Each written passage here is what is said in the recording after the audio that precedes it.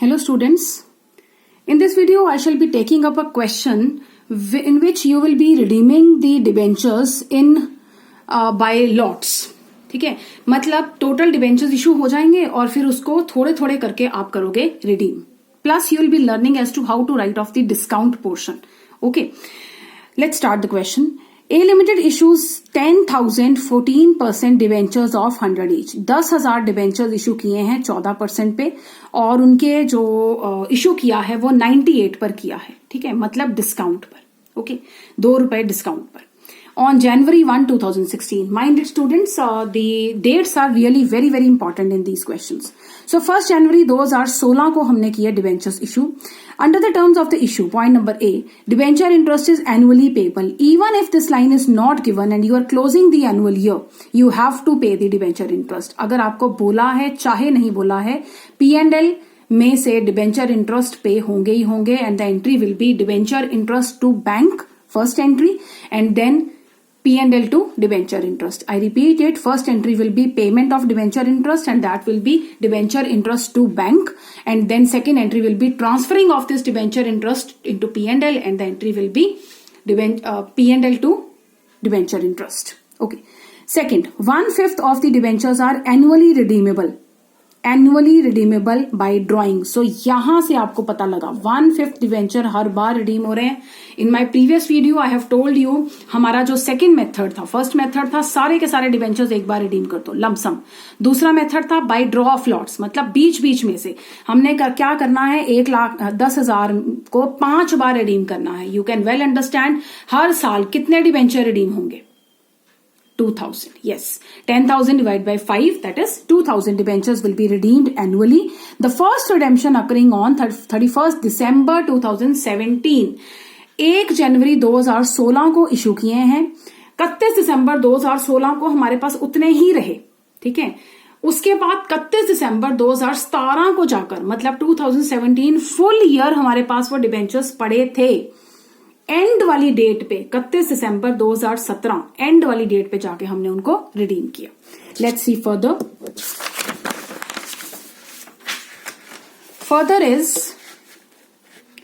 Show debentures account, debenture interest account. तो हमसे मांगा क्या गया, डिबेंचर इंटरेस्ट बनाइए, डिबेंचर इंटरेस्ट अकाउंट बनाइए, discount on issue of debentures account. तो 3 accounts have been asked, debenture, debenture interest and discount on issue of debentures up to 31 मार्च 2018. 31 मार्च 2018 तक के हमें अकाउंट्स बनाने हैं. Means whole 2016, whole 2017 and whole 2018, 3 years.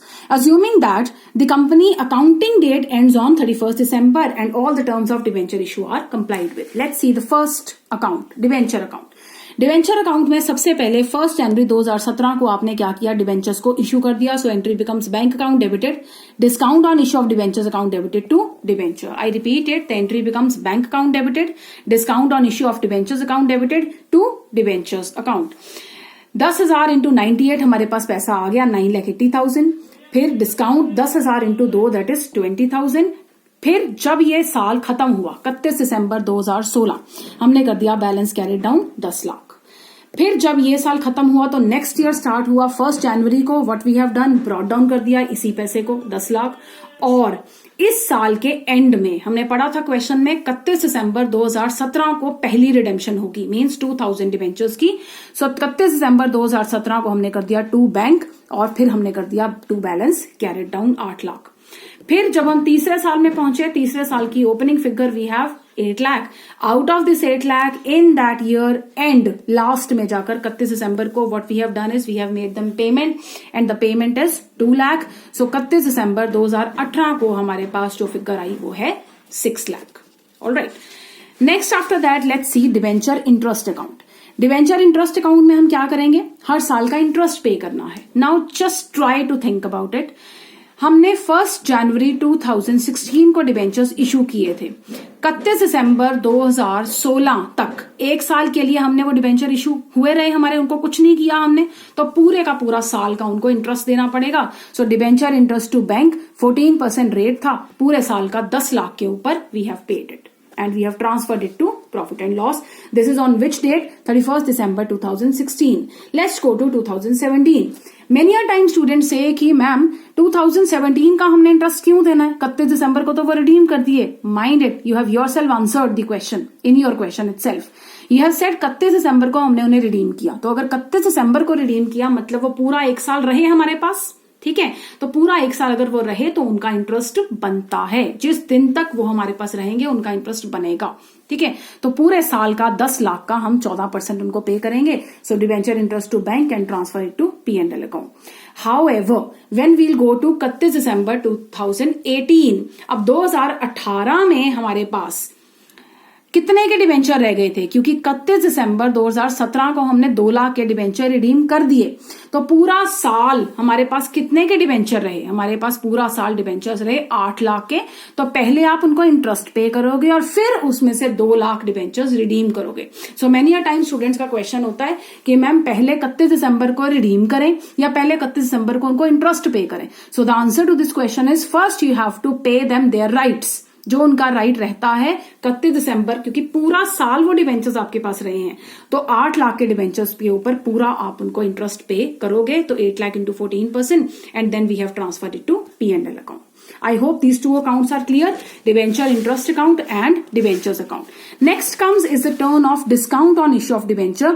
First year में आपने जब डिबेंचर इशू किए थे, आपने यहाँ डिबेंचर्स में लिखा था bye discount on issue of debentures 20,000. So exactly same thing हमने यहाँ लिख दी. जनवरी 1, 2016 को ही जिस दिन इशू किए थे हमने लिख दिया 214% debenture 20,000. Now you all know this 20,000 is miscellaneous expenditure which has to be written off over a period of time. जो unwritten off portion होता है वो बैलेंस शीट में जाता है अंडर अदर एसेट्स, और जो रिटर्न ऑफ होता है हर साल वो कहां से राइट ऑफ होता है? P&L अकाउंट में.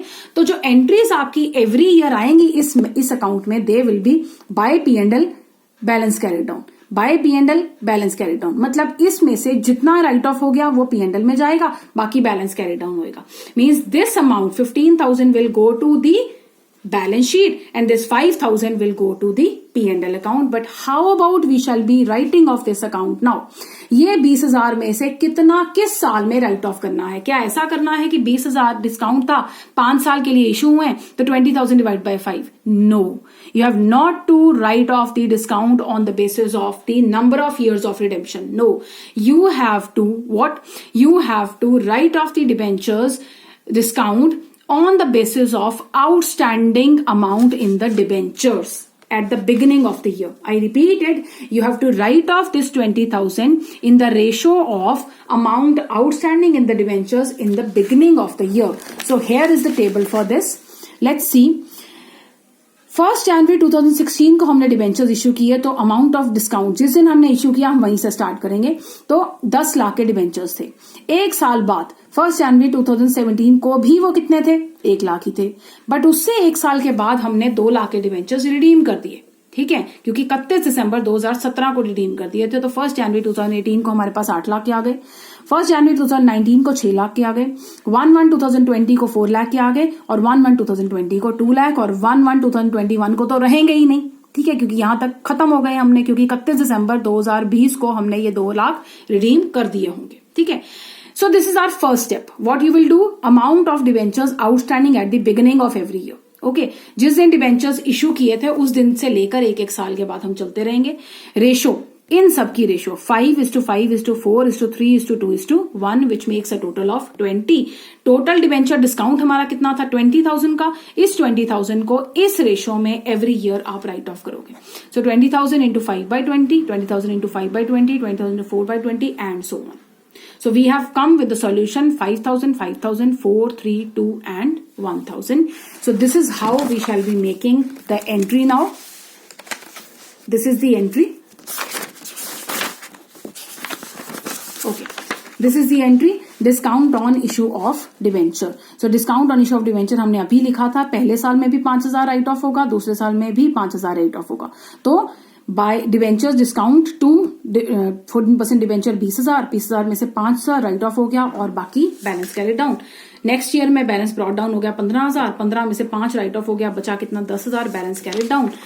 क्योंकि 3 साल का बनाना है तो थर्ड ईयर में 1 जनवरी 2018 को ब्रॉट डाउन हमारा कितना हुआ 10,000। इस 10,000 में से कितना राइट ऑफ होना है थर्ड ईयर में, it is 4,000। So 4,000 right of हो गया, बाकी बैलेंस कैरी डाउन। 1 जनवरी 2019 को 6,000 है। Till here they have only asked with the question. I hope the question is clear. Thank you.